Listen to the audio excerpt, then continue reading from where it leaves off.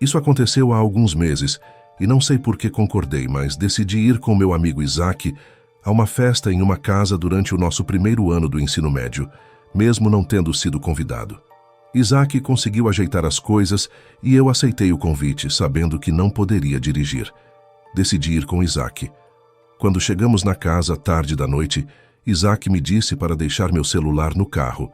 Ele explicou que talvez eu pudesse perdê-lo ou alguém que eu não conhecesse poderia tentar pegá-lo enquanto eu não estivesse olhando. No início fiquei confuso, mas simplesmente assenti e saímos do carro. Fui com Isaac para o quintal da casa, onde a festa estava acontecendo.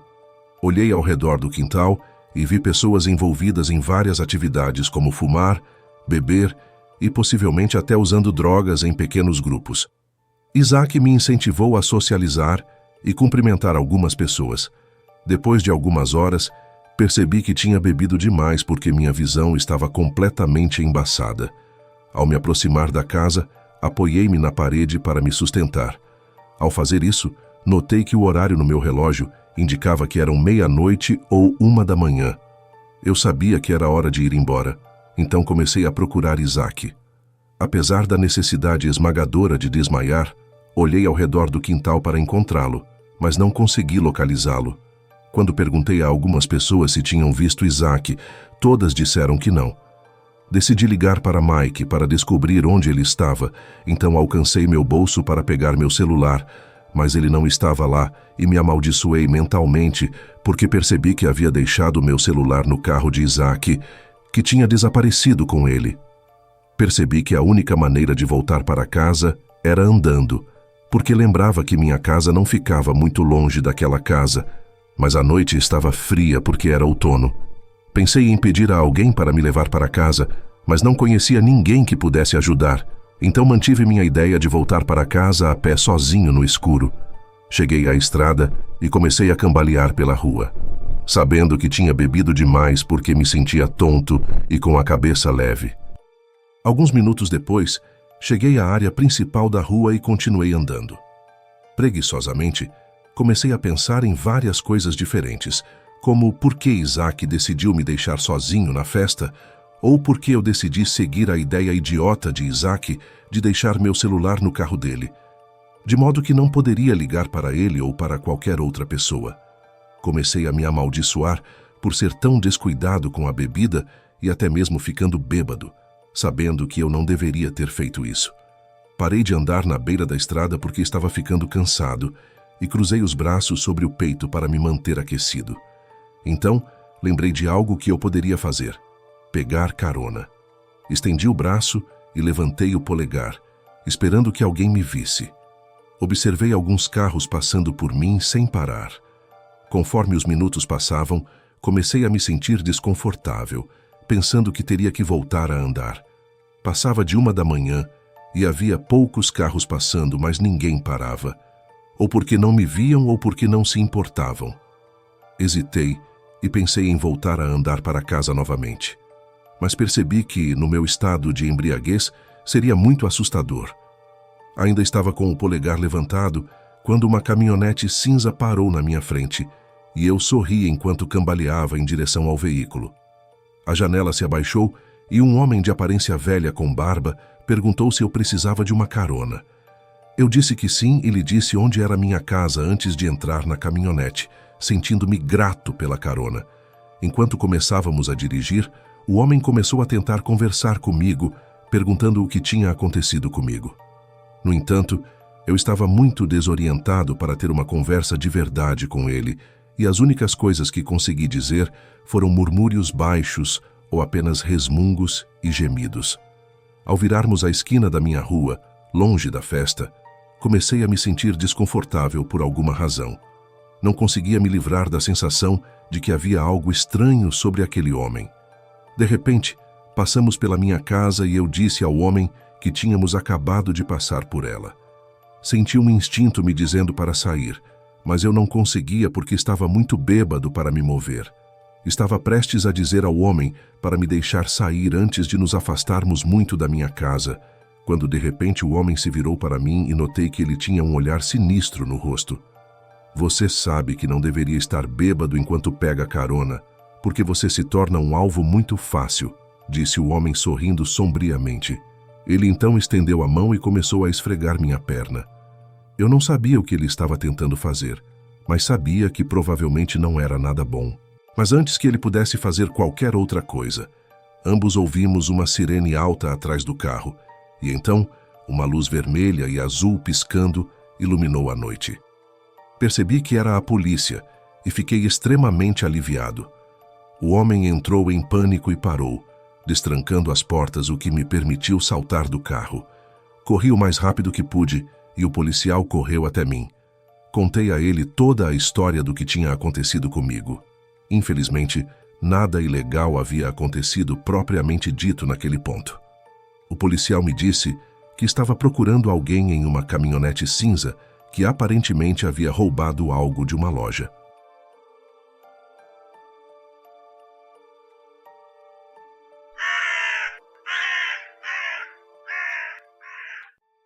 Era uma noite chuvosa, e eu estava dirigindo para casa após meu turno no restaurante onde trabalho à noite. Foi um turno tranquilo, mas eu ainda tinha uma quantidade estranha de energia, então sabia que precisaria tomar um melatonina quando chegasse em casa. Estava dirigindo minha rota habitual, uma estrada cênica durante o dia, mas majoritariamente escura à noite, com poucos postes de luz. Havia ocasionalmente um pequeno estacionamento com adoráveis lojas ou restaurantes e comércios familiares, e então apenas trechos de nada, e por nada quero dizer floresta, obviamente. Eu estava passando por um dos estacionamentos mencionados, de uma loja bem conhecida, e sob um poste de luz estava uma mulher parada na chuva com o braço estendido acenando para mim. Diminui a velocidade ao perceber que era uma mulher um pouco mais velha, aparentando estar na casa dos 45 anos. Essa mulher era realmente alta, tipo 1,80 ou 1,83, mas muito magra. Baixei a janela e gritei: "Você precisa de uma carona?" Ela se aproximou da porta da frente e a abriu, dizendo como eu era um herói. Perguntei para onde ela estava indo e ela disse que era só subir a estrada até a cidade. Ela estava encharcada, molhando todo o meu carro. Mas gosto de pensar em mim mesmo como uma boa pessoa e não podia, em boa consciência, deixar outra mulher lá fora na chuva fria. No entanto, pegar um homem aleatório seria uma história diferente. A mulher parecia simpática, mas notei enquanto conversávamos que ela estava faltando alguns dentes, o que era bem desconcertante. Tive que me perguntar se ela era sem teto. Ela não tinha cheiro ou aparência de uma pessoa sem teto, mas a chuva que a molhava e suas roupas poderiam estar temporariamente mascarando qualquer odor. Além disso, seu cabelo estava tão molhado que o que normalmente poderia ser um cabelo desgrenhado e desfeito poderia estar agora pesado e alisado pela água. De qualquer forma, a mulher estava sorrindo o tempo todo e não parecia uma ameaça. Chegamos a um cruzamento com um posto de gasolina em uma das esquinas. Parei ao lado de uma bomba, já que precisava abastecer. Perguntei se ela queria alguma coisa de dentro. No meu apartamento, coloquei as compras no balcão. Eu não estava tão cansado ainda, então tomei um melatonina e tentei dormir. Mesmo com a melatonina, estava tendo dificuldades para dormir naquela noite.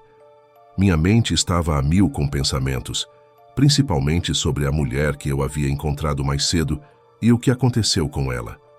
Em certos momentos, ouvi leves sons vindos de fora do meu quarto, mas os ignorei, pensando que eram do inquilino do andar de cima. Como eu queria ter sido mais desconfiado antes de adormecer. Acordei no meu quarto escuro, algo que normalmente nunca acontece quando tomo melatonina, pois geralmente durmo como um bebê a noite toda. Sentei-me, sentindo-me sonolento e muito sedento também. Estendi a mão para pegar minha água na mesa ao lado da cama e então vi e ouvi algo do outro lado do quarto. Vi alguém agachado no canto do meu quarto, atrás de uma cômoda, com as pernas dobradas. Achei que estava alucinando. Sacudi a cabeça violentamente e fiz barulhos estranhos. Até me dei um tapa no rosto e agora, quem quer que estivesse no canto se levantou e saiu do quarto. Não gritei, não disse uma palavra. Sentei na minha cama em estado de choque. A parte que me fez questionar minha sanidade por um momento, depois que a figura se foi que não houve um único som vindo de fora do quarto após isso. Nem passos, nem o som de uma porta se fechando. Peguei meu telefone e liguei para meu pai. Ele atendeu confuso sobre por que eu estava ligando tão tarde. Contei a ele o que acabei de ver e ele disse: "Você provavelmente teve um terror noturno." Fiquei no telefone com ele, enquanto continuava a despertar mais e saí do meu quarto, acendendo as luzes da sala de estar. Era um espaço pequeno, não havia ninguém lá. Olhei ao redor do espaço todo e pude confirmar que ninguém estava lá. Comecei a acreditar que talvez eu tivesse mesmo alucinado, mas ainda assim dormi com a porta do quarto trancada naquela noite. Quando acordei de manhã, tomei um café e me vesti para ir à academia. Fui abrir a porta para o hall de entrada e percebi que já estava destrancada. Meu coração afundou. O que eu vi na noite passada era real. Fiz outra verificação pelo apartamento, confirmando que não havia ninguém dentro. Saí para o meu carro e abri a porta traseira para colocar minha bolsa de ginástica no banco de trás. E foi quando notei manchas úmidas amareladas e marrons por todo o chão. Além disso, meu cobertor, que sempre ficava ali, havia sumido. Quis chorar ou gritar. Percebi que aquela mulher entrou sorrateiramente no banco de trás na noite passada, enquanto eu estava no posto de gasolina. Ela deve ter destrancado a porta do meu apartamento de alguma forma, ou por engano, eu deixei a porta destrancada. Liguei novamente para o meu pai freneticamente perguntando o que fazer. Ele disse para verificar se nada havia sido roubado e se nada estivesse faltando, chamar a polícia não adiantaria muito. Verifiquei a casa e não encontrei nada faltando exceto o cobertor do carro. Pulei à academia naquele dia. Na verdade, fiquei trancado no meu apartamento por um tempo depois disso. Eu estava genuinamente perturbado e não queria viver lá por muito tempo depois do ocorrido. Assim, após aquele mês, encontrei um novo lugar para morar.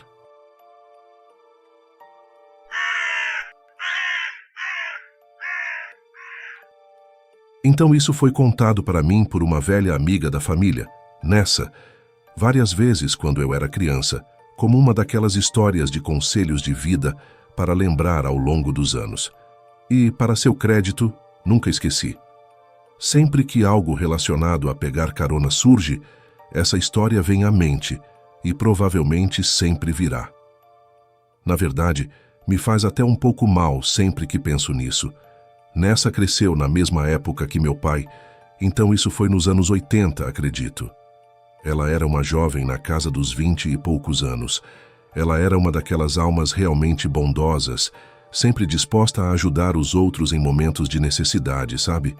E não consigo imaginá-la de outra forma quando era mais jovem, então eu a vejo totalmente fazendo isso. Ela estava dirigindo para a cidade, que ficava a cerca de 2 horas de distância da cidade dela, quando viu um homem andando ao lado da estrada. Quando ela se aproximou, ele, de maneira típica de caroneiro, esticou o braço e o polegar. Nessa abençoada seja, parou e perguntou se ele precisava de ajuda. Ela me disse que ele foi muito educado, embora um pouco tímido, quando pediu uma carona para a cidade. Nessa sorriu e abriu a porta do passageiro para o cara, que jogou sua mochila no banco de trás e afivelou o cinto para a viagem à frente. Eles conversaram agradavelmente durante a maior parte da viagem sobre amigos, notícias, etc. Sabe, conversa fiada feliz. Ela sentiu que eles estavam se dando muito bem e até comprou um jantar para ele na parada, um pouco depois da metade do caminho. Ela disse que ele parecia realmente desconcertado e desconfortável quando ela pagou. Mas uma das coisas que eles conversaram foi sobre dinheiro e como ele estava com muito pouco, o que era a razão pela qual ele estava pegando carona em primeiro lugar. Mas ele acabou cedendo e seguiram seu caminho. Assim que chegaram à cidade, ele agradeceu muito pela carona e pela comida e pediu para ser deixado no centro. Antes de sair, ele pediu o número de telefone de Nessa para poder contatá-la um dia e talvez se reencontrar. Animada com a possibilidade de saber como seu novo amigo estava se saindo, Nessa escreveu o número para ele e saiu com uma sensação calorosa de ter feito uma boa ação. Desculpe se você esperava que algo assustador tivesse acontecido até agora, mas acho que isso é o que mais me assustou quando criança. Como tudo parecia ter dado certo. Nessa fica com um vinco na testa e um olhar estranho nos olhos quando me conta a próxima parte. Como uma semana depois, ela recebeu uma ligação do mesmo homem que ela havia pegado.